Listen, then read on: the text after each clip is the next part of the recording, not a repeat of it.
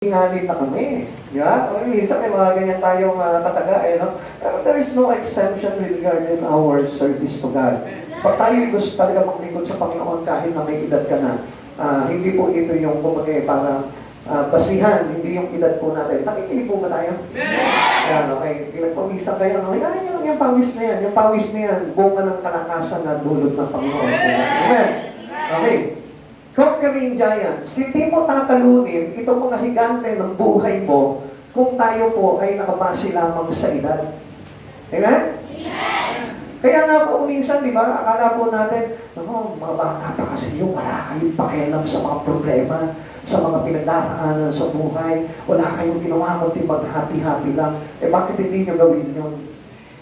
Yeah? Di ba, minsan, di ba, sinasabi, okay, nakikinig mo ba tayo? Di ba, minsan sinasabi natin, mga kabataan niya, mga irresponsible yan. Kaya walang pakialam yan sa mga problema sa buhay nila. Hindi katulad natin, tayo mga nanay, tayo mga tatay. Tayo yun akong problema. Eh kaya nga tayo nagkakatanda-tanda. Kaya tayo nagkakaroon ng karamdaman. Kasi nga hindi natin kayang dalhin yung mga problema na yun. Kaya nga, it does not matter. Hindi po dahilan kung ikaw ay may edad na pagdating po sa mga bagay para talunin po natin ang mga higante ng buhay. Okay, let's go. Nandiyan na po ba kayo? Amen! Sige, tara na. Okay. Pag-aralan po natin po ito. Conquering giants, it does not matter. The setting of this is on the birds of the promises. Always remember that God has a promises for us. Sa bawat isa sa atin may pangako po ang Panginoon.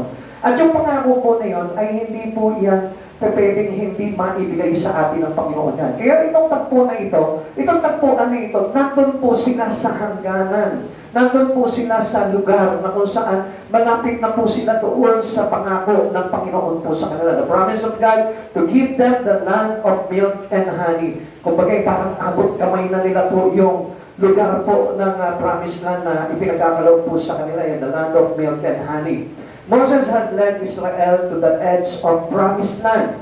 Nandun na po sila, dinala po sila ni Moises doon. Kaya lang, noong time na yun, kailangan na Yahweh si Moises na ipanik na para na si ganon ay siguro in some reason because ayaw ng Diyos siguro na pati po si Moises dahil nagkaroon po siya ng conflict at nagkaroon na rin po siya ng pagdaing po kay Yahweh. Ayaw na po na lumala yung sitwasyon po dito ni Moises. Kaya inagapan niya na si Moises po dito. Okay, ganun din po sa atin. Tayo po yung parang nandun na sa edge of the promised land. Nandiyan na po tayo, nandito ka na eh. Kapag nasa church ka na, ibig sabihin, abot kamay na po natin yung promised land, which is life eternal. Kaya, huwag po tayong susuko, huwag tayong titigil, huwag mo sasabihin, matanda na ako, kailangan na akong magpahinga sa bahay na lang. Hindi, huwag kang titigil. Hanggat may hininga ka, huwag kang titigil. Kahit na hinihingal ka na, sige, huwag ka pa rin titigil. Pero gusto ko malaman mo, ito yung kailangan mo natin para hindi ka sumuko. Okay. They had been delivered from slavery in Egypt. Kaya wala man po kayo ng background po nitong nila Moises sa mga Egypto. Okay. They had been delivered from slavery in Egypt. Nilabas po sila dito ni Moises sa pamamagitan po ni Moises. Ipinalabas po sa kanila, pinalabas po sila ni Yahweh. Manna from heaven had been provided for their food. Napag-aralan na rin po natin na ang pagkain ibinigay po sa kanila nung sila po ay magutom sa ilang doon po sa disyerto, binigyan po sila ng food from heaven, which is called manna. Water had flowed from the rock to quench their thirst. Alam natin na disyerto yung pinaglalakbayan nila at bihira po talaga sila makasumpong po doon ng tubig. Kaya nung mauhaw po sila, nagpalabas din po si Yahweh ng tubig doon sa may malaking bato. Kaya hindi sila nagkulang, The scouts were sent to explore the land and evaluate the strength of the inhabitants. Ngayon, nung dumating sila doon sa may hangganan, into the birds of the promised land, pinatiktikan ito sa kanila ni Yahweh, itong lugar na ito. Sabi nila sa kanila ni Moises, nagsubo si Moises ng 12 tiktik po doon sa lugar po ng Kanaan. At nakita po nila, at doon sa ulat po nila, iba-iba po yung naging ulat po nila dito. Okay, Joshua and Caleb were among the 12 scouts. Ito si Caleb, ito po si Joshua. Ito po yung kakaiba sa mga tiktik na kasama po nila na 10. Okay, Caleb is our concern in this sermon. Okay, Ang i-emphasize po natin ito si Caleb. Kasi ito si Caleb, even though he was already a senior citizen na, pero hindi pa rin po siya sumuko. Kaya nga, ito po yung pinakamaganda dito, where this man get his strength. Saan kaya siya nakakuha nitong lakas na ito? Yan po yung titingnan po natin. Nung kinalugad po nila yung lugar ng promised land, nakita po nila na maganda talaga. Yung lupain na yun. Kaya lang, alam niyo po minsan sa ating ganito rin po tayo When God was delivered us from slave, for being slave, hindi natin nakita yung mga magagandang bagay sa buhay natin pagkos nakita pa rin po natin yung pangit. Kaya tayo pinanghihinaan ng loob Okay, tingnan po natin The result of the scouting mission were mixed. Halo-halo po yan. Iba po yung kay Caleb at kay Joshua at iba po yung sa 10 tiktikpan. 12 po sila. Remember, the land was found to be good. Truly, a land of milk and honey. Totoong nandun po talaga yung mga kasaganahan. Pag sinabing land of milk and honey, ibig sabihin, masagana yung lupain na yun. Yun ang nakita po nila lahat doon. Lahat sila nakita nila noon. Itong 12 tiktik na ito, 10 spies so that the land was talagang truly prosper. Talagang prospered po talaga itong lugar na ito. 10 spies feared the Canaanites because of their number and size. Pero, ito po 10 mga kasama nilang tiktik, yung mga 10 spies, nag-ulat naman dito na nakakita po sila doon, natakot sila doon sa dami ng mga tao doon at malalaki. Caleb and Joshua advised their people to proceed and conquer Canaan. Sabi po ni Caleb, sabi niya, imagine na lang, yung nireport po ni Caleb yung kagandahan po ng lugar na yun, although mayroong mga higanting tao, malalaking tao, at maraming tao doon na nagtitibay ang mga buo, hindi siya natakot. Sabi niya, maganda nga itong lugar na ito. Pero ano sabi po niya, tara na, sulubin na natin ito, sabi niya, lusubin na natin itong lugar na ito, tsak na, mapagtatagumpay natin ito. Faint heart prevailed and Israel wandered in the desert for 40 years. Kaya lang, umiran po sa mga Israelita yung takot nila. Pinanghinaan sila ng loob. Imagine that, ito rin po yung kuminsan yung nangyayari po sa atin When God was after in our delivery for our slave, minsan ito po yung sumasalubong sa atin. Instead na magkaroon po tayo ng lakas ng tapang, pagdating po sa mga bagay na kakaharapin po natin, natatakot tayo. Nakalimutan natin, we forget that God is always beside us, that God is with us. Nakalimutan natin na kasama po natin palagi ang Diyos sa buhay po natin. Fear of giants delay God promises. Tandaan po natin yan. Kapag ikaw nag-aong ka ng takot sa mga higante sa buhay mo, ito po yung magde-delay kung paano darating sa iyo yung mga pinangako ng Diyos sa buhay po natin. Kaya alam niyo po, di ba? Ang dami pong mga nagsasabi, di ba? Lagi na lang po natin inuulit bakit maraming mga Kristiyano ganito, naiinip na lang sila hanggang sa umaalis na sila sa paglilingkod nila sa Panginoon, nawawala na sila sa Lord dahil sa kainipan na hindi dumarating sa kanila yung pinangako ng Diyos. Pero gusto ko po na malaman po ninyo, ito po si Caleb, kung titignan po natin dito, 40 years old po siya, nung naglalakbay po sila sa ilang, pero inabot siya ng 45 years and then, gusto niya pa rin digmain itong mga tao doon sapagkat gusto niya na yung pangako ng Diyos talaga sa kanya ay makuha niya. Ano pong pinakita po dito? He's persistent. Lagi po, nandun po tayo palagi. The promise of God need persistence. So kapag mayroong pangako sa iyo, Panginoon, you need to persist it. Kailangan na tayo po mismo, pinipursue po natin yung mga bagay-bagay na dapat natin gawin pagdating po sa pangako ng Diyos. Hindi po ba pwedeng hintayin na lang natin yan, yung pangako ng Diyos ang darating na lang sa akin. Hindi po yun Kailangan makipaglaban din po tayo doon sa mga higante ng buhay po natin for us to win the battle. Okay, tuloy po natin ito. Never stop. Huwag po tayong titigil. Okay, fast forward po tayo. Fast forward 40 years, preparing to enter Canaan. 40 years old si Caleb, nung time na sila po ay naglalakbay, patungo doon sa Promised Land. Inabot na po ng 45 years, marami na po nawala, at dito pa lamang, nag-prepare po sila para pasukin yung Promised Land na yun. Imagine na, 45 years, after 45 years, ito po si Caleb, imagine na, he was already 85 years old. Pero, pinapakita niya pa rin dito na he is still active. Kung bakit pinapakita niya pa rin yung activeness ng pananampalataya niya sa Panginoon. Each life must conquer the portions assigned to it. Kailangan po nilang paglabanan nyo. Kaya nga, ito po, hindi po natin alam po dito eh. Kaya natin, once we are Christian, once we receive Christ Jesus in our life, basta na lang tayo tatanggap. Akala natin, basta na lang natin tatanggapin yung mga pagpapala sa buhay natin na walang labanan. Pero gusto ko po na malaman po ninyo, ito pong mga lipi na ito, sila po mismo kailangan paglabanan po nila yung ibibigay sa kanila ng Lord. O Lord, hassle ka naman. Bakit naman kailangan lumaban pa kami, makipagdigma pa kami? Kasi gusto talaga ng Lord talaga, if you trust God in your life, sometimes we ask God for their promises. Minsan we remind God about the promises of God to Him, to us. Minsan sinasabi natin, Lord, bakit wala pa yung pangako mo sa amin? Ang tagal ko na naglilingkod. Imagine, Caleb, 45 years ang hinintay niya bago niya makuha yung kanyang pangako na lupain. Tayo nga kung minsan, di ba? 1 year pa lang tayo sa church, nagsasawa na tayo agad na lumaban. Di ba? Sumusuko na agad tayo, wala pa yung pangako ng Lord. Wala pa yung pangako ng Lord na 1 million sa akin. Di ba, ang isa, naiinig na agad tayo, ayaw na agad natin lumaban, kaya po tayo natitipid. At alam niyo po ba, nagiging kalagayan po natin yan, para tayo mga Israelitang buhay. Amen. Nakakita lang ng mga higante sa buhay natin, natakot na po tayo.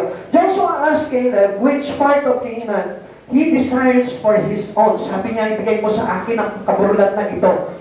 Give me this mountain. Sabi po ni Caleb, lakas ng loob ni Caleb, no? Kung makikita natin siguro at the age of 85, medyo parang hindi natin masasabi na kaya pa kayang magpagdigma dito. Paano na, di ba? Caleb, bukod sa matanda na, ano pa? Maliit lang siya. Hindi siya kalakihan. Compared doon sa mga lahi ni Nepilim, sa mga lahi ng mga anak. So, sa madaling salita, higante po ito at gatuhod lang sila. You fight for that giant? Ikaw ay gatuhod lang? Paano ka lalaban nun? Imagine that, ang laki nun. Higit pa dito sa kisapin na ito, malaki pa kay Shaquille O'Neal. Di ba? Imagine that, how power. How towering that man. Nakakalabanin po nila ito battle. Di ba? Siguro pa paano kung makikipaglaban o sige, sparring tayo, square tayo, pero ang laban ng ganyan, nakaganyan ka. Di ba? Isa, di ba, pag nakikipaglaban ka, sunduan, sige, sumunto ka. Di ba? Alam mo, tatama ka agad sa mukha. Di ba? Nagsumunto ka. Pero dito, alam ni Caleb, na pag sumuntok siya, pag-abutin lang sa balakang.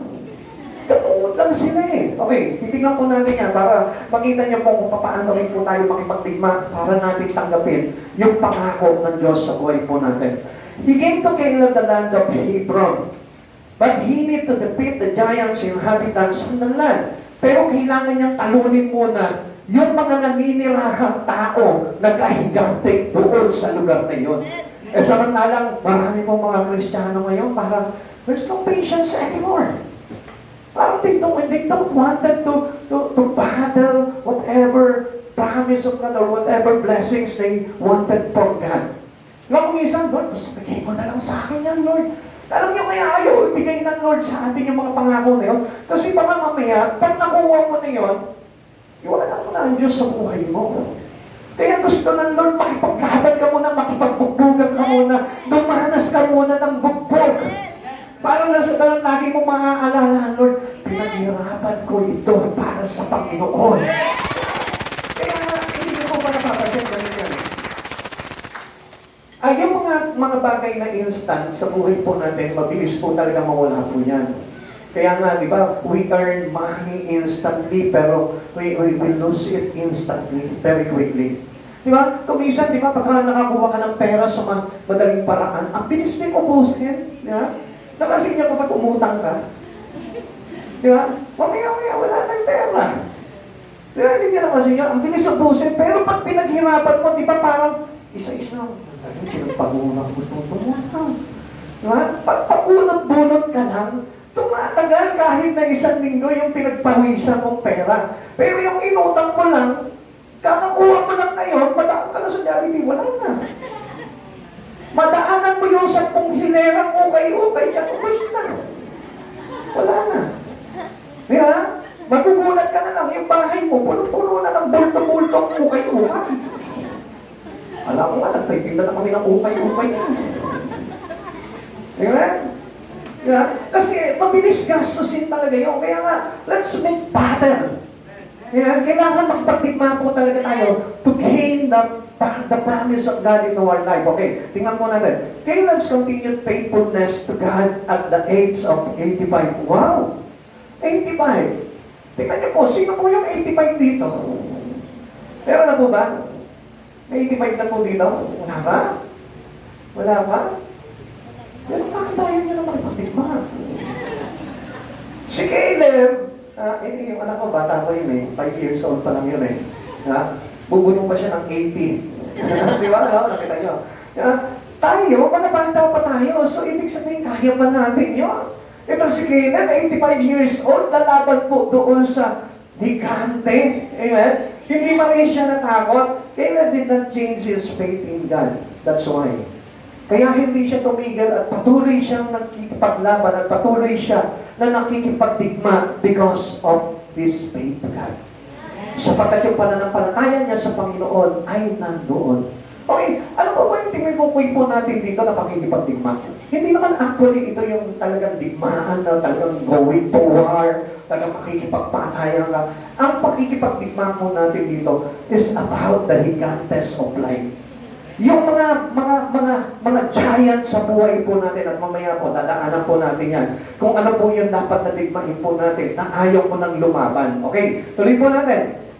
Now, tingnan po natin po ito. The super senior citizen goes against giant. Lalaban, senior citizen, kalma, katulad ni nanay, 65 years old, nanay, tapos makikipagsuntukan kayo. Makikipagsuntukan pa kayo sa 19 years old. Wow, nandang pa, kalakasan pa yun. Yung mga muscle doon, ang titigas pa. Samantalang yung mga ganyang edad, lambutin na. Kaya, aminin po natin yun, di ba? Pero, ito po si Caleb, he was a super senior, goes against giant. Lalaban. Ako siguro sasabihin natin, ano ba? Parang napabaliw naman itong tao na ito. Caleb, patulog ka na lang itong magduyat ka doon. Kaya parang gano'n na lang siguro. Okay, tingnan po natin. Caleb at 85 wants to fight giants. Pangpuli talaga ditong mama na dito. Itong mama na ito, 85 years old na gusto ko makipagsuntukan. Imagine that? Na-imagine nyo, kasi gusto ko talaga pumasok sa isipan nyo ito eh. Sana nga lang kung may lolo na dito eh. Meron naman lolo dito. Yun lang, yung mga ganitong edad na, 85. Wala yun, sayang no? Wala tayo dito. Ang babata namin dito, praise God. Malaki pa yung journey natin sa buhay, ano. Amen. Ako nga lang, ilang taon na ako, 50 years old, pero hinga. Hinihingal na ako, nagsasalita pa lang. Pero ito si Caleb, ang tapang. Ang lakas ng loob, 85 years old. Amen. Sabi ni Caleb, give me this mountain. He demands. The giant country. Sabi niya gano'n, takbo niyo ako, wala akong pakialam dyan. Kahit ang mga higante yan, basta, Joshua, nagkatandaan mo, pinangako sa akin ni Yahweh ito, na lahat ng matungtungan ng aking paa, bibigay sa akin ni Yahweh. Kaya, give me this mountain. Sabi ni Caleb. Tapang ni Caleb. You know, when he was brave and he was courage, bakit kaya? Mamaya nakikita po natin yan. Unti-untiin lang natin na Caleb show his consistent faith. Pinapakita niya dito yung kanyang katapatan, yung kanyang pananampalataya na hindi nagmamaling. Amen? Like for example, yung mga Kristiyano po ngayon, dati nung makilala natin ang Panginoon, nung una makilala natin ang Panginoon, talagang grabe halos magpakamatay ka para sa Diyos.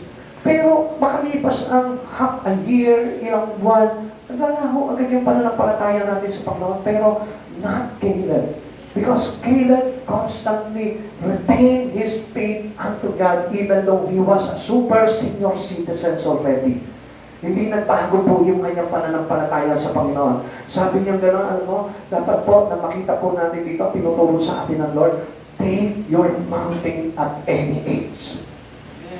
Supposed to be, mga bata pa po tayo, kayang-kaya pa po natin kunin yung pinangakong lupain sa atin ng Lord. What I mean here, yung promised land, yung ating promise of life. Yung ating promised life eternal na ibibigay sa atin ng Panginoon, dapat po yan pinapakipagdigma po natin yan. And never stop fighting or battling against the enemy about your salvation. Huwag kang titigil kasi pag tumigil ka, hindi natin makukuha yung talagang promise na, yung talagang pangako ng Diyos na buhay na walang hanggan. Kaya nga kailangan po yan, tuloy-tuloy po yung pakikipagdigma po natin sa buhay na ito. Never stop. Sabi po dito, Joshua chapter 14 verse 12, kaya ibigay mo na sa akin ang kaburulang ipinangako sa akin ni Yahweh. Narinig mo rin na mga higante na nakatira doon at matitibay ang pader at naglalakihan nila lungsod. Ngunit sa tulong ni Yahweh, listen, sa tulong ni Yahweh ay palalayasin ko sila sa lupain iyon gaya ng ipinangako niya. Who promised Caleb? Do you know who promised Caleb? Kilala niyo ba kung sino yung nangako dito kay Caleb? It is God. It is Yahweh. So bakit po siya titigil? Alam niya na ito si Yahweh, kailanman hindi naman po talaga nagbago po ng isipan po yan. Paano kay Caleb? Parang bata naman po ito, mga higante na ito. Sa paningin at pananaw po ni Caleb, higante ka lang. Caleb ako. Ha? Para sinabi niya, higante ka lang, pero matakaw ako. Parang ka lang, ano? Kung isa, parang tinitignan natin. Ano ba yung tinitignan natin? Tinitignan natin sila into his physical appearance. Pero nakalimutan natin, yung taglay natin, yung Diyos na nangako sa atin, nakakalimutan mo na masigit na malaki doon sa laki ng problema na pinagdaraanan mo sa buhay. Amen. Amen. Kaya nga, ano sabi niya dito? Palalayasin ko. Ano sabi po dito? Okay. Ngunit sa tulong ni Yahweh, ay palalayasin ko sila sa lupain iyon gaya ng ipinangako niya. Wow, parang nagpalayas lang ng bata, ano? Uy, doon na kayo. Huwag na kayo dito. Kukulit ninyo. Doon. Yeah, parang ganun lang yung kay Caleb. Samantalang sa atin, kapag nagkaroon ka na ng problema, parang naigapos ka na sa isang tabi. Hindi ka na makagalaw. Hindi ka na makakilos. Litong-lito ka na. Gulong-gulo na agad yung isipan mo. Halos tumikipat ka na kay Yahweh.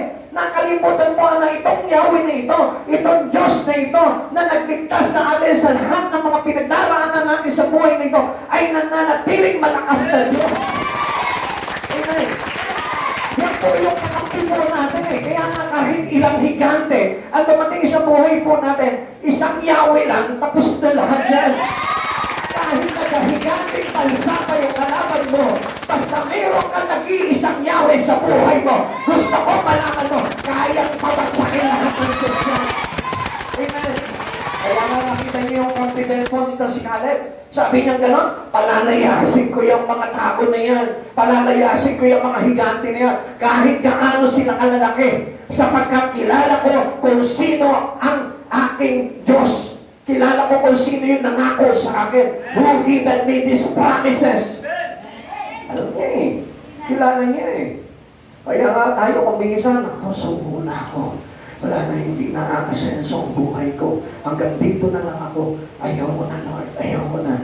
Tumitigil ka. Bata mo ba? Bata pa tayo sa Lord. Kung maging bata pa yung ating mga nagagawa sa Panginoon, para tayo sumuko sa ating Panginoon. Tuloy po natin. Lahat po tayo has a giant need to conquer. Lahat tayo, bawat isa sa atin, mayroon po tayo mga higante sa buhay. At yan nga po yung dahilan kung bakit hindi po tayo talagang lubusan na makapanatili sa pananampalataya natin sa ating Panginoon. Okay, why don't bakit hindi po natin gawin yung ginawa po nitong si Caleb? Ano po ba yung dapat natin gawin? Let's make it young. These giants of problem into us. Gawin natin, turing natin parang bata itong mga kalaban nating higante na ito. Ay, ba yun? Minsan hindi niyo po ba napapansin, ito mga higante sa buhay po natin na dumarating na yung problema mo, hindi mo nakikita ikaw ang pinapaiyak. Why many person cry when problems comes into them? Why? Kasi nga nakikita nila na higante at wala silang magagawa. Kaya nga namang problema at kaya ikaw naglulugmok na lang at parang nalulungkot ka na lang sa buhay mo kasi ang akala mo wala kang magagawa laban dito sa dati ng problema sa buhay mo. Gawin mo bata yung problema mo. Nakita niyo ang bata? Yan? Ang bata, di ba halos hindi naman problema? Ganun din po tayo. Okay, tingnan po natin. We all have giants to conquer. Unang giant, the giant called fear. Takot ka eh. It is the opposite of faith. Pag ikaw ay takot palagi, ibig sabihin po niyan, wala kang pananampalataya. But Caleb, until kahit na 85 years old na siya, he retained his faith in Christ Jesus, in God. Nanatili po yung kanyang pananampalataya. Just keep on retaining our faith in Him. Huwag mong tatanggalin, huwag mong babawasan, huwag mong tatapyasan yung iyong pananampalataya sa Panginoon. Still keep going. Gawin mo pa rin yun, huwag kang titigil, huwag kang hihiwalay, huwag kang pipitiw, huwag kang magkukulang sa pananampalataya mo pagdating sa ating Panginoon. Because fear comes into us. Fear can attract many Christians. Ang bilis po na pumasok po sa buhay ng tao, yung pong tinatawag na takot. Our fear is one of the things that prevent us from entering the promised land. Akala niyo po ba, ito po mismong fear na ito, the giant of fear, can put us into hell. Pwede po tayo itong ilaglag doon sa impyerno. Bakit po? Kasi itong fear na ito, pwede kang ilayok kay Yahweh. Itong fear na ito, pwede tanggalan ka ng pananampalataya sa Diyos. And you know that without faith in Christ Jesus, we cannot be saved. Hindi tayo maliligtas kung wala tayong pananampalataya sa Diyos. At dahil sa ating takot, nawawala at lumiliit at naglalaho yung pananampalataya mo kay Hesus Kristo. And without faith in Christ Jesus, you may be perished. Mapapahamak talaga ang tao. Sapagkat ang kaligtasan, through Christ alone, through faith alone, and through grace alone. At kapag nawala yung pananampalataya na yung kay Hesus Kristo, talagang hindi po talaga tayo makakapasok into the promised land, into life eternal. Hebrews chapter 11 verse 23. Listen. Dahil sa pananampalataya, ang mga magulang ni Moises ay hindi natakot na sumuway sa utos ng hari na makita nilang maganda ang sanggol. Itinago nila ito sa loob ng 3 buwan. Dahil sa pananampalataya, tumanggi si Moises nang siya'y mayroon ng sapat na gulang na tawagin siyang anak ng prinsesa, anak ng hari. Inibig pa niya makihati sa kapihang dinaranas ng bayan ng Diyos kaysa magtamasa ng panandaliang aliw na dulot ng kasalanan. Bakit? Hindi kasi takot na ito si Moises eh. Kahit mawala po siya doon sa kaharian ng Ehipsyo, kahit na mawala siya doon sa prinsesa na nag-aalaga sa kanya, na prinsesa ng Paraon, hindi po siya natakot. Sapagkat mas binabuti niya na maging bahagi siya ni Yahweh o ng bayan sa kalipustahan dinaranas nito dahil alam niya sa kamay ni Yahweh maraming pangako. Amen. Tuloy natin. Itinuring niya ang higit na mahalaga ang pagtitiis ng hirap dahil sa Mesiyas kaysa ang mga kayamanan ng Ehipsyo. Sapagkat nakatuon ang kanyang paningin sa mga gantimpala sa hinaharap. Just, we need to looking forward into the things in eternal. Dapat doon po tayo nakatuon sa buhay na walang hanggan. Verse 27, pananampalataya din ang nagtudyok kay Moises na lisanin ang Ehipto nang hindi natatakot sa galit ng hari, matatag ang kanyang kalooban sapagkat para niyang nakita ang Diyos. Sabi, kapag tayo po pala yung nananampalataya, para na po natin nakita ang Diyos. Kapag solid po pala ang pananampalataya mo sa ating Panginoong Hesus Kristo, para palang nakita mo na face to face ang Diyos sa buhay mo. Kaya alam niyo po ba, yung tao na nananatili sa pananampalataya, parang kasama niya ang Diyos sa buhay niya. Kaya nga po ito si Caleb, hindi natakot. Hindi po siya dinalaw talaga ng takot sapagkat doon sa kapamamagitan ng kanyang pananampalataya, parang lagi niyang katabi si Yahweh sa buhay niya. Kaya he never fear about the giants. Kaya nga ang tao, nakita niyo, ang bilis pong matakot sa mga problema sa buhay. Iba, wala lang pambayad sa kuryente. Natatakot na tayo. Umiiyak ka na. Parang duguan ka na, bugbog sarado ka na. Pero ang hindi mo alam, kasi nga yung faith po natin, inawawala po sa buhay po natin. Kaya tayo natatakot. Yung faith, ang sabi po dito, na parang nakita na natin ang Diyos sa buhay po natin. Sabi po ng verse 26, Moses choose to be poor but rich in God. But it is an opposite life today of every mankind. Kung titignan po natin, alam niyo po, kabaligtaran na po nito eh. Si Moses, mas pinili niya maging mahirap kaysa maging mayaman. Amen. Pero sa atin po ngayon, sa panahon po natin ngayon, ano po ba mga nangyayari po sa atin ngayon? Mas pinipili natin maging mayaman kaysa maging mahirap. What do I mean here? Mas pinipili po natin yung kayamanan ng mundo kaysa sa kayamanan ng ating Panginoon na ibinibigay sa ating pangako. Si Moises, hindi niya pinagpalit yun. Di ba nang mahirap ako? Di ba nang wala ako sa palasyo ng Paraon? Di ba nang hindi ako maging prinsipe ng Ehipsyo? Basta ang importante nito, kasama ko ang prinsipe ng buong kalakitan, si Yesu Cristo. This is how we desire to keep our faith real in Christ Jesus. Para manatili po yung ating pananampalataya sa ating Panginoon, we need to desire heavens in our life. We need to desire the promised kingdom of God that promises to us by Jesus. Yun po yung dapat na lagi po natin tandaan. Okay, the second giant of us is the giant called worry. Many of us is always a victim of anxiety. Lagi na naman po tayo maraming kabalisaan sa buhay po natin. Like for example, today, kahit na nakaupo ka dyan, nakikinig ka na ng salita ng Diyos, you have still worry. Nandiyan pa rin yung worry. Natatakot ka pa rin dahil marami ka pa rin alalahanin sa buhay. It is a worthless word. And don't you know, if you have the giant anxiety, desires, ang sabi po dito, despises the words of God.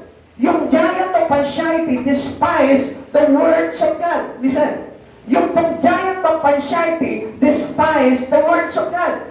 Nayuyurakan yung salita ng Diyos sa buhay po natin. How can we achieve the promises of God into our life? Kung tayo po mismo ay mayroong tinatawag na wordless word in our life, which is the worry. Kapag ang worry na ito, yung pag-aalala mo palagi, yung mga alalahanin mo, yung kabalisaan mo, ay laging nananatili sa buhay mo, I tell you, nayuyurakan mo ang salitang pangako ng Diyos sa ating buhay. Amen. Bakit? Kasi the promise of God is always true. Tandaan po natin yung pangako ng Diyos ay laging totoo. Tapat ang Diyos na nangangako sa atin. And don't make this word worthless. Huwag mo tanggalan ng halaga itong salita ng Diyos na ito sa buhay mo. Nawawalan ng halaga itong words of God, which is the word of promises of Jesus into every one of us kapag tayo po ay laging nag-worry. Ano mo nga yung katabi mo? Nag-worry ka pa ba? Minsan marami tayong mga worrying moments sa buhay po natin eh. Minsan, di ba, yung kakainin mo pa, mamaya kakain ka na, di ba? Minsan yung pagkain mo, tanghalian mo mamaya, na-worry ka na. Noon naman kaya uulamin natin mamaya. Buti nga kayo, lahat ng pagkain sa inyo pwede. Sa akin, hindi na eh. Isa nga, kapag nakikita ko sila, sarap ng kain ko nila, samantalang ako, kinakain ko lang. Isang pirasong itlog na nilaga. Pero hindi tayo dapat mag-worry. Sapagkat kahit na anong gawin po natin, may Diyos na handang sumaklolo po sa atin. Amen. Don't natin worry. Kahit wala kang pambayad sa kuryente, magtiwala ka palagi sa Panginoon. Keep your faith in Christ Jesus. At ulit po ni Kenneth, hindi nawawala. He retained his faith in God. He keep his faithfulness to God even though he was 85 years old already. Amen. Hindi siya natakot na maputulan ng kuryente. Eh, pastor, paano naman siya matatakot eh? Wala pang kuryente nung araw. O kaya nga hindi siya natakot eh. Hindi yun. Kahit na sa panahon po natin ngayon, patirahin mo ngayon si Kenneth po dito, hindi siya matatakot na maputulan ng kuryente. Eh ano, may lakas naman na galing kay Yesu Cristo. Hindi ang paypay. Amen. Hindi mo may paypay. O bakit ka matatakot? Isa nga tayo, kapag napatay nitong aircon, parang hindi ka na mapakali sa upuan mo. Aligaga ka na agad sa pagkakaupo mo. Pero ito si Caleb, hindi. Hindi nawala po yung pananampalataya niya sa Panginoon because he doesn't want the words of promises of God become worthless to him. Ayaw niya na mawalan ng halaga po itong pangako ng Diyos sa buhay po natin. Amen? Amen. Tingnan niyo po ito, Philippians chapter 4, verse 6 to 8. Huwag kayong mabalisa tungkol sa anumang bagay sa halip. Hingin ninyo sa Diyos ang lahat ng inyong kailangan sa pamamagitan ng panalangin may pasalamat at ang kapayapaan ng Diyos na hindi kayong maunawaan ng tao ang siyang mag-iingat sa atin, sa inyong puso at pag-iisip dahil sa inyong pakikipag-isa kay Kristo Jesus. Kanino? Kay Kristo. Kaya lahat ng bagay, hihingin mo na lang kay Kristo. Bilang pagtatapos, mga kapatid, lagi ninyong sa isip ang mga bagay na karapat-dapat at kapuri-puri, mga bagay na totoo, marangal, matuwid, malinis, kaibig-ibig at kagalang-galang. Ito yung lagi natin isa-isip. Huwag mo lagi ipasok sa isipan mo, wala akong pambayad, wala kaming pangkain, wala kaming pamasahe. Tingin mo sa Panginoon, sabi niyo dalawa, sa pamamagitan ng panalangin may pasasalamat. Amen. Amen. If you are lacking for something, ask the Lord. Ask the Lord to give you. Kasi ang Diyos naman po na ito, talaga sagana po magpala po ito eh. Kaya lang ang tao ayaw humingi sa Panginoon. Mas gusto pang humihingi sa tao, gusto pang humihingi sa kapwa niya, kaysa humingi sa Panginoon na pinagmumulan lahat ng pangako na ibinibigay niya sa tao. Amen. Amen. Kapag halimbawa lang ang problema ka, huwag mong isipin po yung mga problema mo. Ang isipin mo yung mga bagay na karapat-dapat, kapuri-puri, mga bagay na totoo, marangal, matuwid, malinis, kaibig-ibig at kagalang-galang because you are for Christ. Kay Kristo kami. Buti kung wala ka kay Kristo. Buti sana kung hindi mo pa napakinggan ang salita ng Diyos. Buti sana kung hindi ka pa napahayagan ng salita, ng pangako ng Diyos sa lahat ng tao. Okay lang po sana yun kung hindi mo naiintindihan talaga ang Biblia eh. Pero gusto ko po na malaman po ninyo, ang Diyos ang nangako po sa atin. Kaya never put your life into anxiety. Huwag mong ilagay po yung sarili mo sa kabalisaan. Ikatlong giant, the giant called anger. Meron tayong giant of fear, the giant of anxiety or worry, and the giant of anger. Huwag ka magagalit.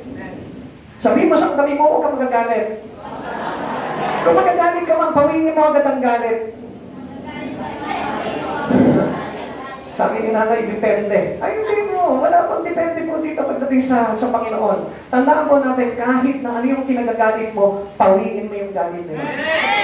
Kahit na sabihin mo na argabyado ka, pawiin mo yung galit na yun. Kasi wala sa isang Kristiyano ang salitang galit. Amen. Si Jesus nga, hindi nagalit nung nagkasala ka eh. Pinatawad ka pa rin ng Panginoon.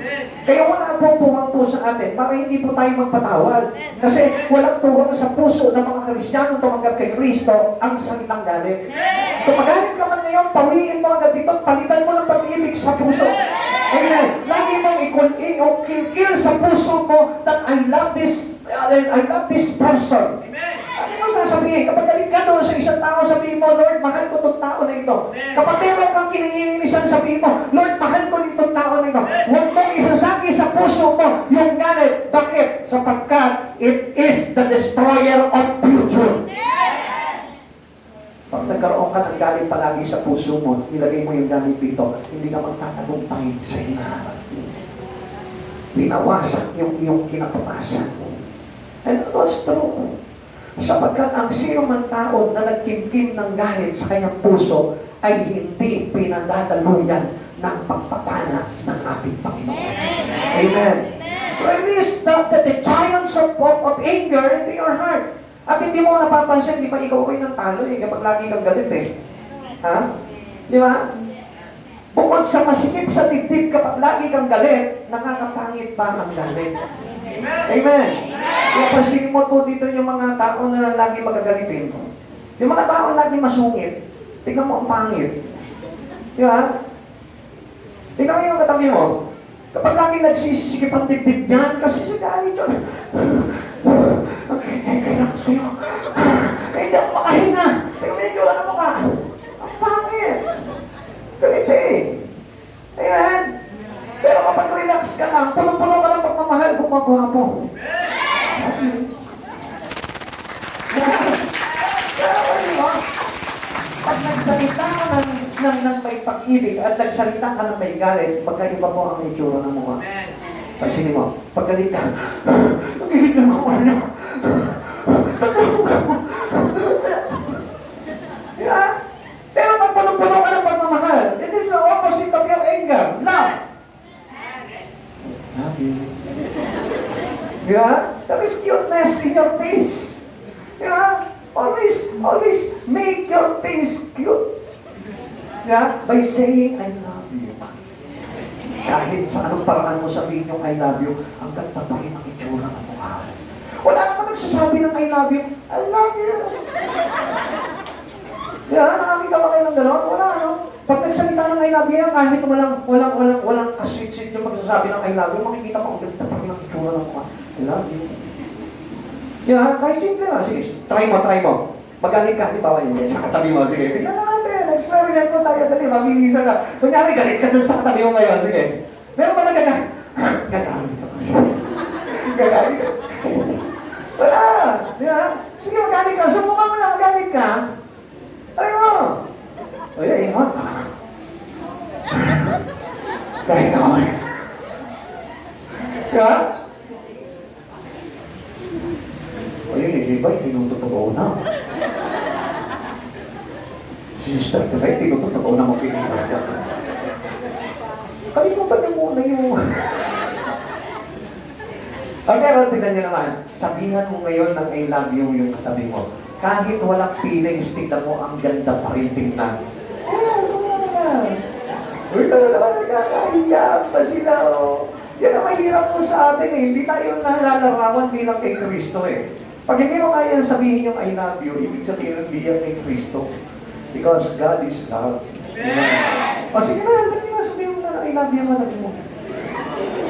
O, ano yung itsura? Pangit na rin? Hindi na, di ba? O, tingnan nyo lahat, nakangiti, o. Pag sinasabi kay love you, o. O. Yeah. Yung iba naman, ayaw namang makingano, eh. Try nyo muna kasi. Alam nyo, kapag nagsasabi ka rin ng I love you, dumadami pera. O, yan na. Tingnan nyo, dumadami pera.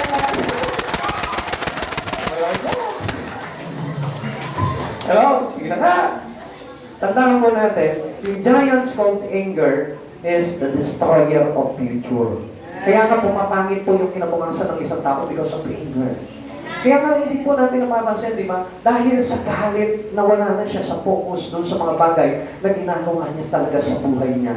Ephesians chapter 4, verse 30 to 31. At huwag ninyo saktan ang kalooban ng Espiritu Santo sapagkat ang tatak ng Diyos sa inyo ang katibayan na kayo'y tutubusin pagdating ng takdak araw. Tatak ng Diyos. It is the mark of God which means the love into our heart. Yung pong pag-ibig na yun, which is Christ Jesus, siya po yung tatulab eh. He's the first one who loved us, not us. Kaya nga siya yung nagturo ng pag-ibig sa atin. For God so loved the world. Siya yung tumatak sa puso po natin. Yun yung katibayan na tayo'y tutubusin pagdating ng araw. Alisin na ninyo ang lahat ng sama ng loob, poot at galit. Huwag na kayo magbubunyaw, manlalait at mananakit ng damdamin ng kapwa. Amen. Kaya nga, tanggalin na po natin yung, papihin na natin yung galit. Sabi mo, galit, in the name of Jesus, umalis ka sa puso mo. Pag pinalis mo ngayon yan, siguraduhin mo lang, napagpaba mo dito kung mo tatawagin siya ulit. Diba? Minsan dito, nandito sa church, pinalis yung galit, lumayas ka! Pagdating sa baba, galit, nandiyan ka pa ba? Hindi ka na, balik ka na, tapos na service. Ito ba naman yan? O tamang ganoon, di ba? Dapat mo nang papabaligin yung galit sa puso mo, palayain mo na yung sarili mo sa galit. Kasi ang tatak ng ating pagkakaligtas pagdating ng araw ay nanggagaling sa pag-ibig. Amen? Okay, tuloy natin. Ika-apat, the giant called temptation. Yan, yung mga tukso ng buhay. Di ba? Ang dami yan eh. Daming tukso eh. Minsan, pupunta ka lang dyan sa mga gilid-gilid dyan, ang daming tukso. Pag nakakita ka dyan, 20-20 lang. Patay. Pag-ulang na lang, nakipili pa ng ukay-ukay. Tukso yun. Amen? Di ba? O kaya naman, halimbawa yung pagkain, ang sarap naman ng luto. Sister Mary, may mga konti lang. Kahit bawal na tukso, ayun, patay. Di ba? So, isa na naman yung mga bagay tinutokso tayo doon sa mga bagay niyon, di ba? Like for example, you are a Christians already. We are a Christians for God. It's supposed to be that we need to live our life into the righteousness of God, into the holiness of God. Pero minsan kapag wala na tayo sa Panginoon, pag wala tayo sa church o nasa labas na tayo, nakita natin yung mga dating kaibigan natin, wow, ang saya niya naman, sa shot na yan. Di ba? Di ba may mga ganun, siyempre tayo sa buhay natin, hindi naman ako nakikita ni Pastor ngayon, huwag na kayo maingay ha. Ba't yung susumpong kay Pastor ha? Ano gagawin niyo? Ito na. Di ba? Kaya nga, yung tukso, dapat pong iwasan po sa buhay natin. Ano yung kanta yan? Oh, tukso, layuan mo ako. Di ba? Ngayon, huwag mong kakanta, kasi yung iba naman baliktad na ang kanta ngayon eh. Anong kinakanta? Oh, tukso, tuksohin mo pa ako. Amen? Huwag tayo mapatukso, sapagkat yung tukso, listen, it is the enemy of success. Hindi ka magkakaroon ng tagumpay sa buhay kung lagi kang natutukso ng sanlibutan. Amen? Do not tempt your life into the world. Kasi lahat ng mga bagay sa sanlibutan ay nakakatukso. Ang sabi po dito, the pride of life, the lust of the eyes, and the lust of flesh. Yun po yung mga bagay na tukso sa buhay ng tao. Amen? If we cannot overcome temptations, we don't have success. Lagi po natin tandaan yan. Hindi po tayo magkakaroon talaga ng totoong tagumpay sa buhay po natin, which is life eternal. Kung tayo po ay lagi biktima ng tukso sa buhay po natin ito. 1 Corinthians chapter 10, verse 13. Sabi po dito, walang pagsubok na dumating sa inyo na hindi nararanasan ng lahat ng tao tapat ng Diyos at hindi niya ipapahintulot na kayo'y subukin ng higit sa inyong mga kaya. Sa halip, pagdating ng pagsubok, bibigyan niya kayo ng lakas upang mapagtagumpayan niyo. Pag tinutokso nga, kaya-kaya mo yun eh. Always remember the strength having by Keller in his life. Lagi natin tandaan, ito si Keller hindi sumuko. Alam niyo po bakit bakit tayo sumusuko sa ating mga sa ating spiritual faith in God? Kung bakit po tayo sumusuko at nawawalan ng pananampalataya sa Panginoon, you know why? Because ang bilis po nating matukso. Ang kaaway po ay lagi po tayo pinadadala ng tukso sa buhay po natin. Yung mga problema mo, tukso ng buhay yan. Parang tuksohin ka na mawala sa Panginoon. Yung mga bagay-bagay na inaasal-asal mo sa buhay mo, nagiging tukso sometimes for us yan para nang sa ganon tayo po mismo ay subukin ng kaaway at tanggalin sa ating pananampalataya sa ating Panginoon. Pero ang sabi po ng Lord sa atin, hindi tayo susubukin ng higit sa ating mga kaya. Sa halip pagdating ng pagsubok, bibigyan niya tayo ng lakas, which is the strength that given by God to Caleb. It is the same strength. Kung ano yung tinaglay ni Caleb, yun din yung kaya niyang lakas na ibigay sa iyo. Kung masabihin, iba si Caleb eh. Yes, maaaring iba yung pangalan niya sa pangalan mo, pero we are the same God. Meron tayo pare-parehas na Diyos sa buhay po natin. We need that strength coming from God to have success. Para magtagumpay po tayo katulad po ni Caleb. Anong sabi niya po dito? Hindi naglaho yung kanyang pananampalataya sa Diyos. Yung kanyang katapatan sa Panginoon ay hindi nawala kahit minsan.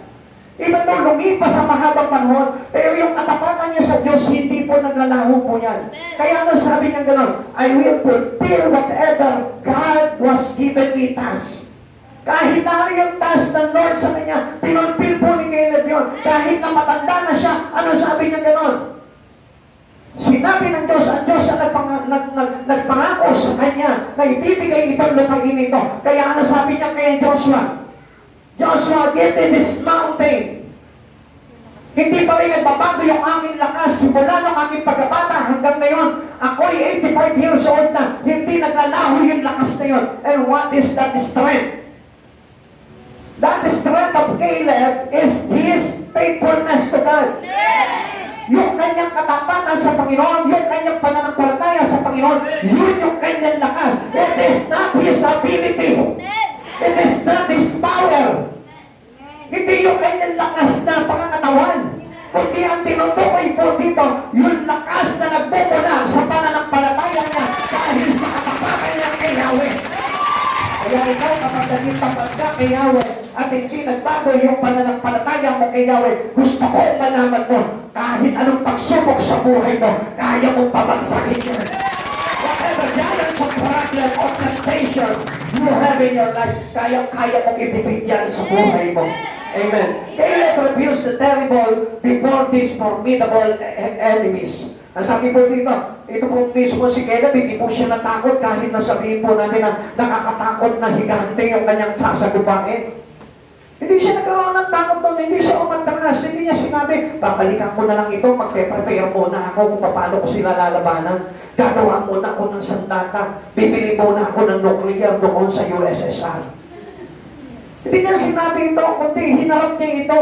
Sabi niya kay Joshua, Joshua, give me this mountain, handa ko ang lumaban, kaya ko pa, malakas pa ako. He expected to conquer all this giant. Nandun sa puso niya. Sabi niya gano'n, pinangako niya ito sa akin eh. Alam nga naman hindi ako magtagumpay dito. Minsan, alam niyo, nakakalimutan natin yung pangako ng Diyos sa buhay po natin eh. Minsan sinasabi natin, ano ba naman itong pangako na ito? Hindi yata gagawin sa akin ng Lord yan. Always remind yourself, who promised you? Kung sino yung nangako sa iyo, lagi mong tandaan si Yahweh yun, hindi sinungaling ang Diyos nito. He knew He had the power to win. Alam niya, mayroon siyang kapangyarihan na pamagsakit itong mga higanti na ito, palayasin doon sa lugar na ito, sapagkat mayroon siyang Diyos na pinananampalatayaan. Amen. Joshua chapter 14 verse 12, kaya ibigay ko na sa akin ang kaburulang ipinangako sa akin ni Yahweh. Narinig mo rin na mga higante ang nakatira doon at matitibay ang pader na naglalakihan nilang Luzon. Ngunit sa tulong ni Yahweh ay palalayasin ko sila sa lupaing iyon gaya ng ipinangako niya. Ang mangako sa kanya si Yahweh, kaya walang sino mang makagiba. Walang sino mang makababangga sa kanya sapagkat si Yahweh ang nangako at hindi kailanman mapipigilan ito ng kahit na sino. Even Satan, he cannot defeat you, he cannot hinder you. Hindi niya pa pwede pigilan kung ano yung plano ng Diyos sa buhay mo. Amen. Amen. Ikalawa, tingnan po natin dito kung ano po yung scanner. Where would this super senior get this strength? Saan po talaga kumuha ng lakas itong super senior na ito? Itong matanda na ito. Ha? Saan po kaya kumuha ito ng lakas? So, tingnan po natin. Sabi po dito, una, faith would give him strength to conquer yung kanyang pananampalataya. Huwag ka mawawala ng pananampalataya. Sapagkat kapag ikaw mawalan ka ng pananampalataya, panghihinaan ka. Even your relations to God will be paid. Yung iyong relasyon sa Panginoon maglalaho kung ikaw ay panghihinaan sa iyong pananampalataya. Ang unang-unang pag lumapit ka sa Panginoon at naglingkod ka sa Panginoon, kailangan magtiwala ka at manalig ka ng Diyos. Amen. Huwag ka mananampalataya na parang ka ng Diyos. Nananampalataya tayo, pero yung pananampalataya natin hindi naglalarawan sa atin na may Diyos. Pag nanampalataya ka na mayroong Yahweh, mayroong Jesus Christ sa buhay mo, manampalataya ka, panghawakan mo sa buhay mo yung bagay na yun. Bakit? Ano sabi po ng katabilang 30-30? Subalit, pinatahimik ni Caleb ang mga taong bayan na nagreklamo na noong kay Moises. Sinabi ni Caleb, hindi tayo dapat magaksaya ng panahon, nusubin na natin sila sapagkat kaya natin silang gapiin. Wala na po siyang dalawang salita. Wala na po siyang dalawang pag-iisip. Hindi na think twice. Ang sabi niya, tagal na sinabi sa atin ni Yahweh ito kaya natin pagtagumpayan ito. Pinangako ni Yahweh na ito. Kaya wala nang pagam-agam pa. Suburin na natin itong mga anak na ito. Suburin na natin itong mga nepilim na ito. Di sila natakot because of his faith. Caleb's faith gave him courage and strength. Yung pananampalataya na yun, yung nagdagay po kay Caleb ng kanyang lakas at tapang. Na yun din ang maglalagay po sa atin. Kung may pananampalataya ka talaga totoo kay Yahweh, hindi ka matatakot sa labanan. At hindi ka mapagduruwagan o hindi ka panghihinaan ng kalooban kapag mayroon kang Diyos na pinananampalatayaan. Bilang chapter 14 verse 8 to 9. Kung nalulugod sa atin si Yahweh, pakinggan niyo mabuti ito. Kung nalulugod sa atin si Yahweh, ibibigay niya sa atin ang lupaing iyon na mayaman at sagana sa lahat ng bagay. Huwag lamang kayong maghihimagsik laban sa Kanya. Ayaw ng Diyos that you may threaten to Jesus.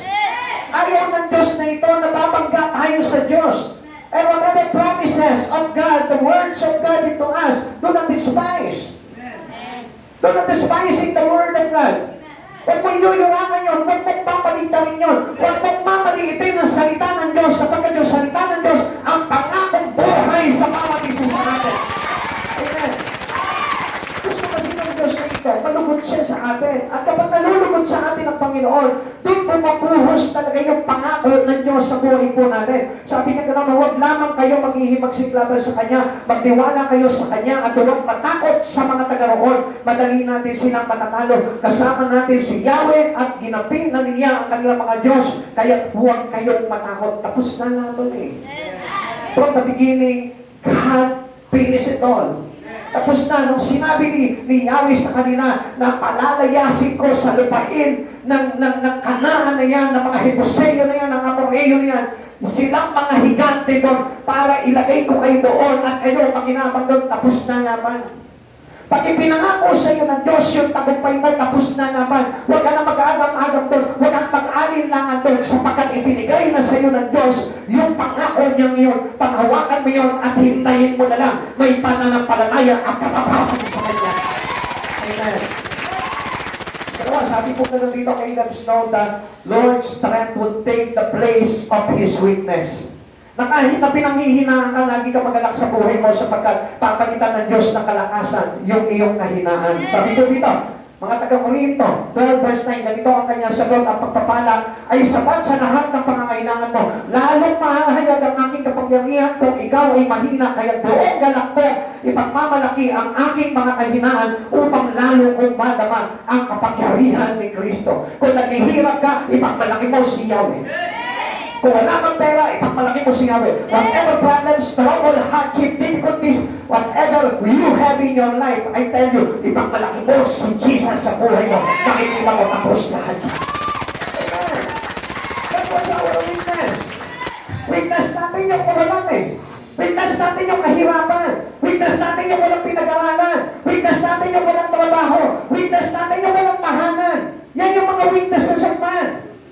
At gusto ko malaman mo, in every weaknesses you have in your life, pag pinagmalaki mo si Jesus sa buhay mo, mahahayag yung lakas ni Jesus sa iyong pagkakao. Huwag natulungan ng Panginoon. Kung nagkakaroon ng kalugudan ng Panginoon, na kahit nasabihin mo parang underestimated ka ng bundok ito, pero kapag nagtiwala ka sa Panginoon, mas higit ka pang malakas sa pinakamapangyarihan tao dito sa buong mundo. Okay. Ganun si Yahweh sa buhay po ng mga tao na mahihina na walang ibang sinasandalan sa buhay nila kundi si Yahweh. Amen. God faithfulness reminded Caleb he would not fail. Yung kanyang katapatan po sa Panginoon, gusto ko pong malaman po ninyo, yun po yung nagpapaalala po sa kanya na hindi siya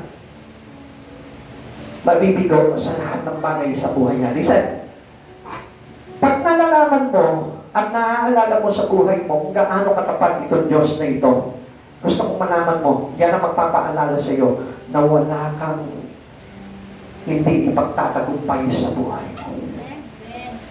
Di ba, pinangako niya sa iyo, lahat ng mahahawakan ng iyong mga kamay ay ipagpapalain. Lahat ng matugtungan ng mga paa ng mga lingkod niya ay pagpapalain. At gusto ko na malaman yung lahat, yung sinabi niya sa aklat ng Deuteronomy. If you obey God, if you obey the voice of the Lord, the blessing will overtake you. Susundan ka ng pagpapala. Kapag ikaw na-remind ka na ang katapatan ng Diyos ay kailangan hindi naglalaho sa buhay ng bawat isa, I tell you, hindi ka mabibigo sa anumang bagay na gagawin mo.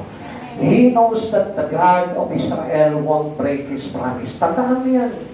Pag pinangako ka niya ng kasaganang buhay, panghawakan mo yan. Kahit hindi mo nakikita ngayon. Kahit nasabihin mo parang ganito, pangako ng Lord, pasasaganahin niya ang buhay ko, pero bakit ganito? Wala man lang kaming pangkain, I tell you. Huwag mong tingnan yung negatibo sa buhay mo. Ang tingnan mo yung magandang bagay kung bakit mayroong ang Diyos sa buhay mo.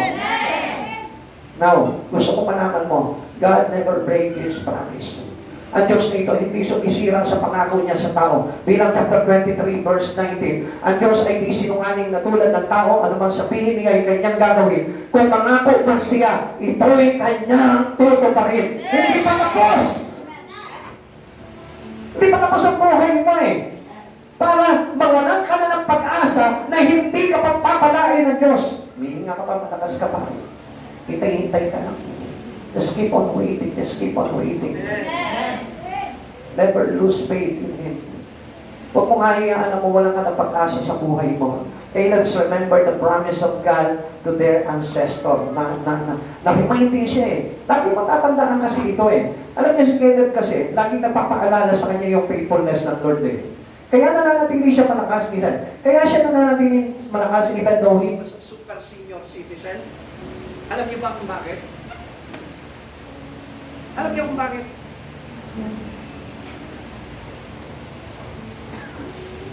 Praise God. Hallelujah.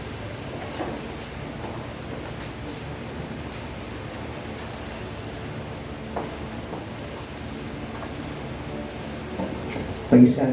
Yan. Alam niyo po ba kung bakit nananatiling malakas po ito si Caleb? Because he was always remind the faithfulness of God in his life. Lagi po nare-remind po siya doon kung gaano katapat itong Diyos na meron siya sa kanyang buhay.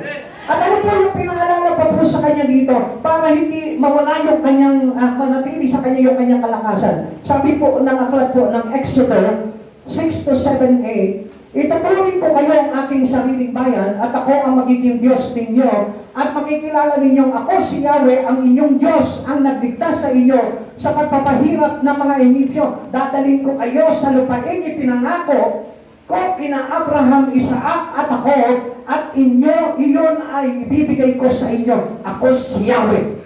Sabi niya ganon. Nung pangako niya dito kay Abraham, Isaac at ako ay ibibigay sa kanila ni Yahweh. Ano sabi niya ganon? Ako si Yahweh. Hindi niya sinabi, ako yung kapitbahay niyo.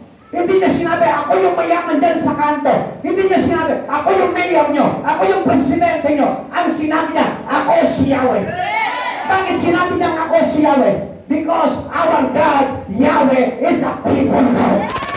He is not a lying God. Hindi siya sinungaling na Diyos. Na kung ano yung pinangako ng Diyos na ito, gagawin niya at tuwiran yan sa mga anak niya. Amen. Kaya hindi po ito nawalan ng pag-asa. Hindi nawalan, hindi kumupas yung lakas ni Caleb sapagkat pinahawakan niya ng sinabi ni Yahweh, ako si Yahweh. Lagi mong tatandaan, even in your life, huwag kang mawawala ng pag-asa. Do not fail and lose hope and faith in God. Huwag mong hayaan na mawala yun. Sapagkat lagi mong i-remind yung sarili mo na ang nangangako sa iyo ay hindi yung pastor mo, na ang nangangako sa iyo ay hindi yung kasister mo, kundi ang nangangako sa iyo ay walang iba, kundi ang Diyos ng Israel. Hallelujah. Ang Diyos na makapangyarihan sa lahat ay pumili sa atin. At hindi ito Diyos na walang tenga, na hindi makarinig, na walang mata, na hindi nakakakita, na walang labi, na hindi nakakapagsalita. Ang ating Diyos ay tunay na Diyos, na kapangyarihan Diyos, na lumikha ng buhay ng bawat isa sa atin. Kasi Yahweh, kasi Yahweh. Hallelujah. Hallelujah. He is the God of the world. He is the God of the universe. At huwag ka mag-aalinlangan sapagkat ikaw si Yahweh ang nangako sa iyo na ililigtas ka niya, ipagsasanggalang ka niya, iingatan ka niya, at kasasangalahin sa iyo. Hallelujah. Walang kapahisan ng pangako ng Diyos sa buhay nito. It is boundless. Jesus conquered, sabi po dito, number 3, where can we get strength enough to conquer our giant? Sige mo, makakaupo po tayo. Sa ako ba talaga tayo makakakuha ng lakas para mapagtagumpayan natin, magkapiin natin ang giant sa buhay natin? If they had Yahweh at the time na nangako sa kanila, we have also Yahweh in the name of Jesus. Amen. He is the same God. Amen. Ano sabi niya? Ano sabi ng Biblia? The Father and I is one. Amen. Sabi niya ganon, kung nakikilala ninyo ako, nakita niyo na ang ating amang nasa langit. Ang tanong po nila Thomas, ang tanong po nila Felipe, ang tanong po ng mga apostol, kailan po namin nakita ang Ama? Sabi sa kanila ni Jesus, tagal-tagal nyo na akong kasama. Hanggang ngayon, hindi nyo pa naiintindihan. Ang sabi niya gano'n, ang Ama at ako ay iisa. So, ibig sabihin, ang nangako kay Jacob, ang nangako kay Caleb, ay walang iba si Yahweh. At ang nangako ngayon sa buhay po natin, walang iba kundi si Yahweh sa katauhan ni Jesu Cristo. Amen! Jesus conquered our enemy at the cross. Yung ginawa niya dito sa cross na ito, patunay ulit. He reminds us whatever the promise of Yahweh into Isaac, into Abraham, into Jacob, into Joshua, into David, into all. Sa lahat po sa atin. Nire-remind tayo ng krus ni Kristo sa lahat ng ipinangako ni Yahweh sa ating mga ninuno. At parang sinabi niya, itong krus na ito ang magiging tanda na ang mga pangako ni Yahweh ay isa sa katuparan niya sa buhay natin magpasawalang hanggan. Jesus conquered our enemy. Remember us? Remember that cross? Nung siya'y nagpapako sa cross, ano po yun? Naagapi niya lahat ng kaaway. Colossians chapter 2 verse 15, sa pamamagitan ng kanyang kamatayan sa cross, ninubig niya ang mga pinuno at kapangyarihan na sanlibutan, ang mga ito'y parang mga bihag na kanyang ipinarada sa madla bilang katunayan ng kanyang pagkatagumpay. Yun sa victorious God. At kung nananampalataya ka sa Panginoon, gusto ko manaman mo, kailanman hindi ka magagabi. Because we had Christ in our life at hindi tayo bibiguin ng Panginoon. Kinig po tayo dito. Sapagkat gusto ko po na tanggapin yung lahat ng pangako ng Diyos nito sa bawat isa atin. Ang Diyos nito hindi sumira sa pangako niya. Kaya nga sa haba ng panahon, ipinabatid ulit sa atin ng Diyos na kailanman hindi niya babaliin yung kanyang pangako sa bawat isa sa atin. Pinakita niya yung kanyang pag-ibig sa pamamagitan ng kanyang bugtong na anak. He gave His only begotten Son.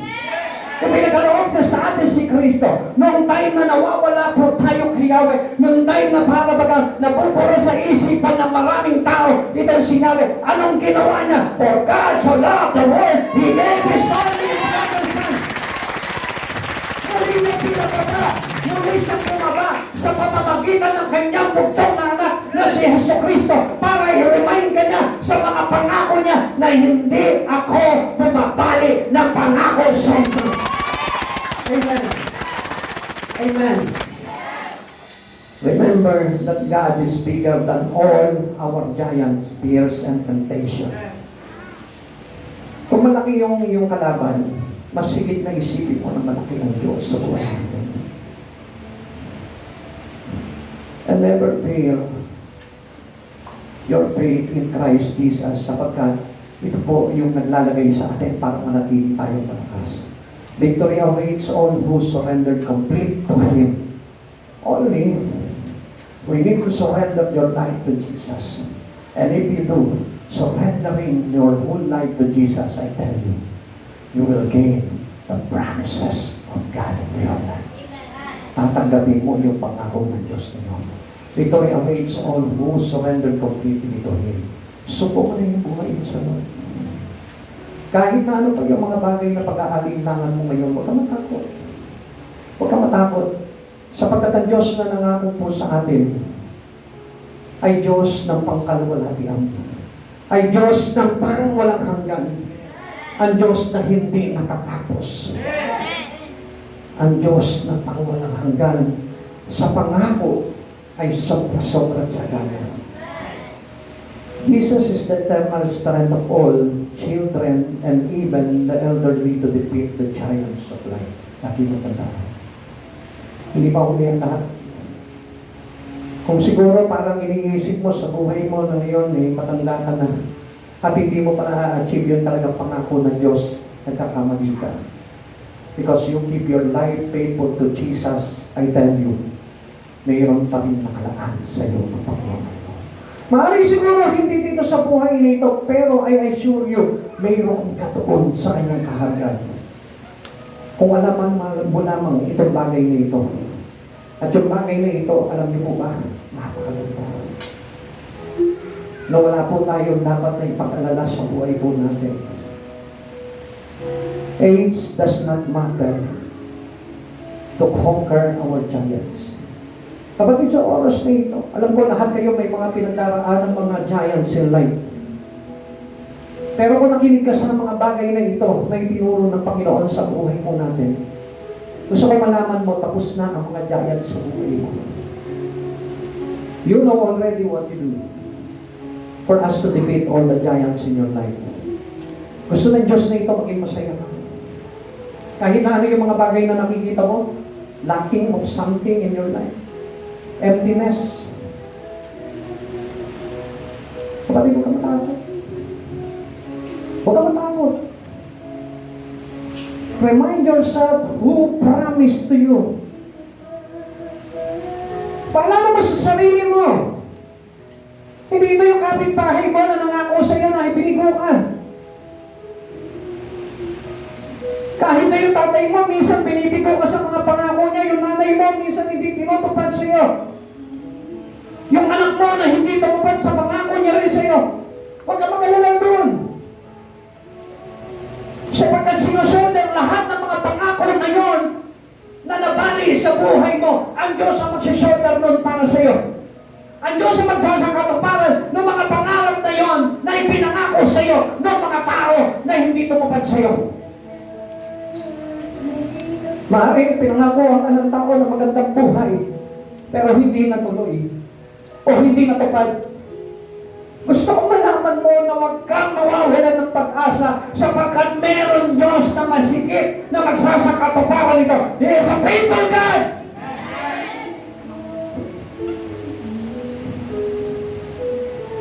Minsan nakawalan na tayo ng pag-asa sa buhay. Siguro marami mga kabataan hindi nakatapos ng pag-aaral, sinasabi nila na, paano dito? Wala. Ang pangakita ng buhay ko. Si nanay naman kasi hindi pinursige yung pag-aaral ko eh. Huwag ka matakot. God has always a purpose and that purpose is good. At yung Diyos na ito na nangako sa buhay mo. Pagdating ng araw, higit pa dito. Malalaman mo, ito pala yung pangako ng Diyos. Higit pa pala doon sa inaasahan ko. Isang pinangakuan ka ng isang tao, ng asawa mo, sabi niya gano'n. Pag tayo'y kinasal na, pagtatayo kita ng palasyo, pasasaganahin ko ang pamilya natin. Pero hindi nangyari. Nabigo ka sa pangako ng tao, pero gusto kong malaman mo, yung pangako ng Diyos sa iyo, kailanman hindi ka mabibigo. Amen. Nangyayang patuloy sa oras na ito. Alalahanin mo yung mga naglahong pangako sa iyo ng tao.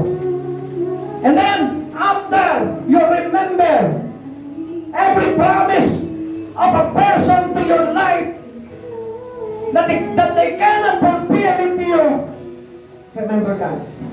Doon mo isipin ng Diyos. Yung pangako sa iyo na magandang trabaho sa ibang bansa, isipin mo ang Diyos.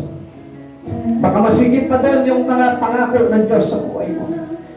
Yung pangako sa iyo na magandang tahanan na hindi natupad, isipin mo ang Diyos.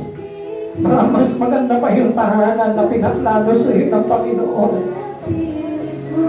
Gusto mo yung bahay na palapansyon. Binigo ka ng mundong ito. Pero tignan mo at i-remind mo yung sarili mo kung ano yung pangako ng Diyos sa iyo. Yung pangakong mansyon, tahanan, hindi nakatayo doon sa mga subdivision, hindi nakatayo doon sa mga villages, hindi nakatayo doon sa mga lugar ng mga mayayaman, kundi itinayo niya yung mansyon mo doon sa kanya, malapit sa kanyang trono. You have now the mansions of heaven. Remember that Jesus promised us na sa pagbabalik ko, ipaghahanda ko kayo ng tirahan doon sa aking kaharian. Kapatid, ano pa inaalala mo ngayon kung meron Diyos na nangangako sa iyo? Isipin mo. Isipin mo si Yahweh na nangangako sa iyo ng mga magandang bagay. Hindi sa Diyos na sinungaling. Ang lahat ng kanyang pangako ipinutupad niya. ang lahat ng sinabi niya ay gagawin niya.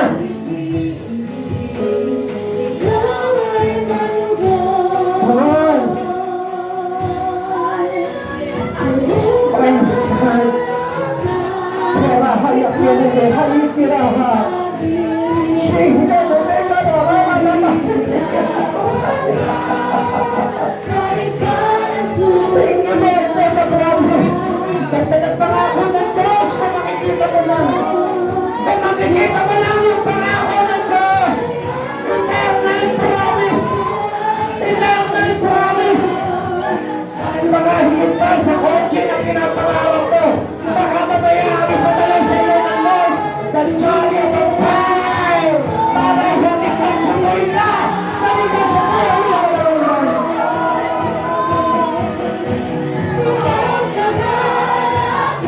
Sige na makakapatuloy na nalalahan na rin.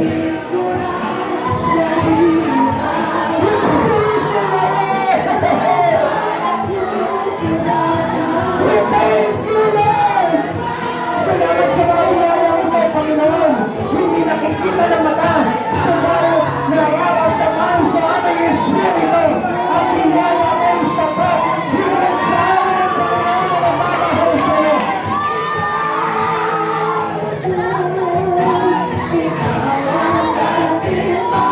Sabi niya, ako si Yahweh. Ako si Yahweh. Ako si Yahweh. Itakbo sa puso mo itong Diyos na nagsasalita na ito. Si Yahweh. Si Yahweh. Si Yahweh. Ang Diyos na mahal ng bansa. Ang Diyos na pumili tumawag sa Israel.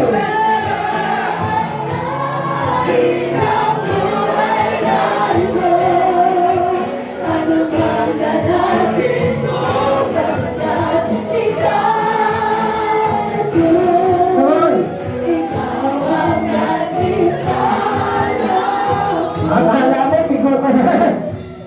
Akala mo, bigo ka na. Pisa na iiyak ka, sabi mo, mabigo ako sa pangarap ko. Hindi. Hindi, bumisig ka lang. Imulat mo lang yung espiritu mo. At nakikita mo, hindi ka pinipigay ng Diyos na ito. Panatiliin mo lang yung kapapatan mo sa Panginoon na ito. Kapag nalungkot si Yahweh, ano sabi niya ganito? Ibibigay niya sa iyo. Dahil pinangako niya. Kaya mo nang naluguran ng Diyos na ito. And do not rebel against Jesus.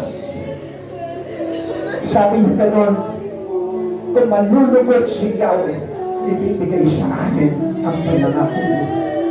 Huwag lang tayo maghihimagsik sa Kanya. Sabi ko ni Yahweh. Kapatid, love your God, love your God, love your God, love your Panginoon.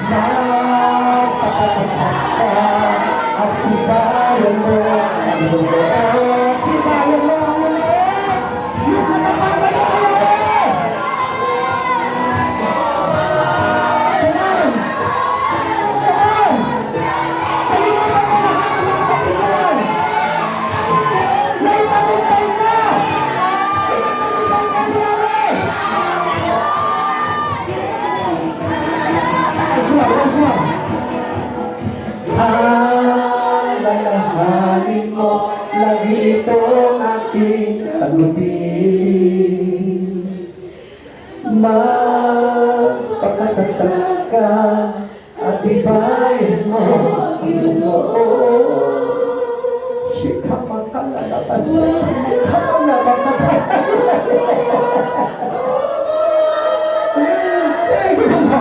Salamat sa kanila. Pagkasiyahin ang iyong Diyos. Ang sa iyo saan ka man pumunta. Tagumpay ka, tagumpay ka, tagumpay ka!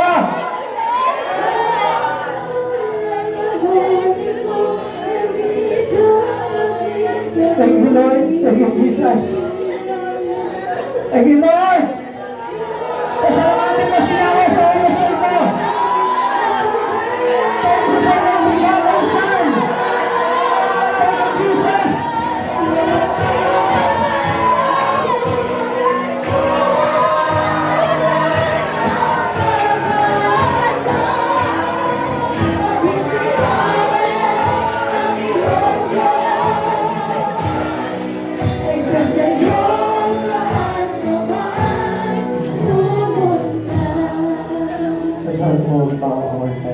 Let us pray to God. Ama namin Diyos, nagpapasalamat po kami sa biyaya ng kalakasan na pinapananatili mo sa buhay ng bawat mananampalataya. Tapat ka Diyos at kailanman hindi ka nagbago. Tapat ka Diyos at kailanman hindi ka bumali sa iyong mga pangako. Panginoon, pinanghahawakan namin ang mga bagay nito sa buhay nito, Lord. Sapagkat kung titignan namin, Panginoon, para kami nabigo. Para kami, Panginoon, hindi nagtagumpay. Subalit, Panginoon, kung bubuksan lamang po namin ang aming mga puso, makikita natin ang magandang loob na ipinakita mo sa buhay ng mga tao na nananalig sa iyo, Lord. Ang laki pala ng tagumpay nito, Panginoon. Napakalaking tagumpay pala ang meron kami, Panginoon, na meron kaming Yahweh sa buhay po namin, na meron kaming Jesus na tagapagligtas namin, Panginoon. At kailanman, Panginoon, hindi mo kami binigo sa lahat ng aming mga pinananaligan sa iyo, Lord. Maraming salamat po, Panginoon, sa oras na ito, Lord. At patuloy po, Panginoon, ang pagsama mo po sa amin, Panginoon, sa manda mo kami magpunta, Panginoon, sasamahan mo kami, iingatan mo kami, Panginoon, ipagsasanggalang mo kami, Panginoon, ipagtatanggol mo ang bawat isa, at higit sa lahat, pasasaganahin mo, Panginoon, ang bawat buhay namin, Panginoon. Lord, ikaw si Yahweh ang nagsabi dito sa amin, Lord. Maraming salamat po, Panginoon, sa oras nito, Lord. At hayaan mo, Panginoon, na lumaloy sa bawat isa sa amin, Panginoon, ang lakas na ipinigay mo, Panginoon, kay Caleb, Panginoon, during that time, Panginoon, na kahit na matanda na siya, Panginoon, Lord, lumaban pa rin siya, pagkataglayin niya pa rin, Panginoon, ang lakas na parang bata, Panginoon, na nagmumula sa iyo, Lord. Lord, hayaan po namin, Panginoon, na sa oras na ito, Panginoon, pinigay namin sa oras na ito, Panginoon, that you refresh our faith in you, Lord, that you refresh and revive our spirit in you, Lord. At hayaan lang, Panginoon, na muling ma-refresh po sa puso namin, Panginoon, yung mga bagay na pinangako mo po sa amin, na pinangawakan namin sa pananampalataya namin sa iyo, Lord. Lord, hindi ka pagkukulang sa buhay ng iyong mga anak mo, God. Maraming salamat po, Panginoon. Pagpalain mo rin po, Panginoon, ang church na ito, Lord. At ang mga pangako po, Panginoon, hinihintay namin, Panginoon, alam namin, malapit ang dumating, Lord. Malapit ang dumating ang mga pangako mo sa buhay ng bawat isa na nananampalataya sa iyo, Lord. Maraming salamat po. Maraming nagpapasalamat kami sa iyo, Panginoon. Salamat sa buhay nito. Salamat sa lahat ng mga pinangako mo, Panginoon. Salamat at nakakilala kami sa iyo. Nananatili kami sa iyo, Panginoon. At buhay ang Espiritu namin sa iyo, Lord. Salamat sa buhay ng bawat isa na nanarito ngayon, Panginoon. Pagpalain mo sila, Panginoon, siksik-liglig at umaapaw ng pagpapala, Panginoon, sa buhay nito at sa buhay na walang hanggan, O God. At hayaan mo, Panginoon, na sumagana ang pagpapala sa kanilang mga pamilya, Panginoon. Sa tulong mo, Panginoon, na sapat sa aming buhay, Panginoon. Maraming salamat po, Panginoon. Muli po, O God, sa iyo po namin pinagmamagpuri, pinagpapasalamat ang lahat ng bagay nito. Sa aming pangalan mo po naman, Panginoon Jesus. Amen. God bless you all.